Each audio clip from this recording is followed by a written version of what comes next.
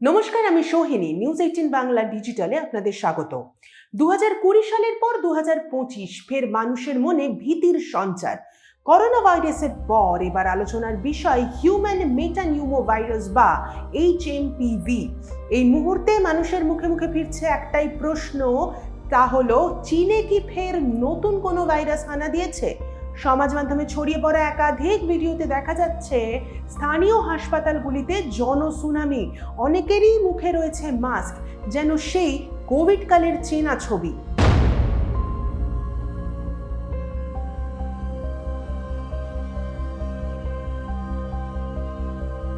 জানা যাচ্ছে এর উপসর্গ অনেকটা ফ্লু কিংবা শ্বাসযন্ত্রের সংক্রমণের মতো। এর সাধারণ উপসর্গগুলির মধ্যে রয়েছে কাশি, জ্বর, নাক বন্ধ হয়ে যাওয়া এবং শ্বাসকষ্ট। সঠিক চিকিৎসা না হলে এটি কিন্তু ব্রঙ্কাইটিস বা নিউমোনিয়ার মতো জটিলতাও সৃষ্টি করতে পারে। এবার প্রশ্ন, কিভাবে ছড়ায় এই HMPV? জানা যাচ্ছে মূলত কাশি হাঁচি থেকেই ছড়ায় এই ভাইরাস। এছাড়াও আক্রান্ত ব্যক্তির সঙ্গে হাত মেলালে, ভাইরাস বর্তমান আছে এমন জায়গায় হাত দিয়ে মুখ, চোখ বা নাক স্পর্শ করলেও কিন্তু এই ভাইরাস শরীরে থাবা বসাতে পারে। কাদের জন্য এই ভাইরাস ভয়ঙ্কর? কাদের জন্য এই ভাইরাস ভয়ঙ্কর?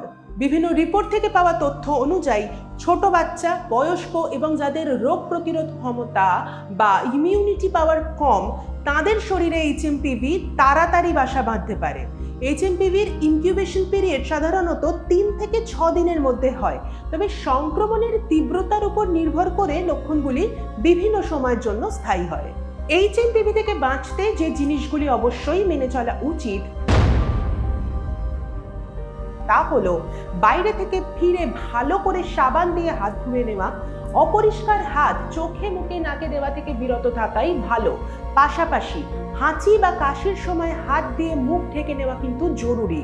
কোনো রকম অস্বস্তি বোধ করলে বাড়িতে থাকা এবং প্রয়োজনে চিকিৎসকের পরামর্শ নেওয়ার মতো বিচক্ষণতা থাকাও কিন্তু সমানভাবে জরুরি।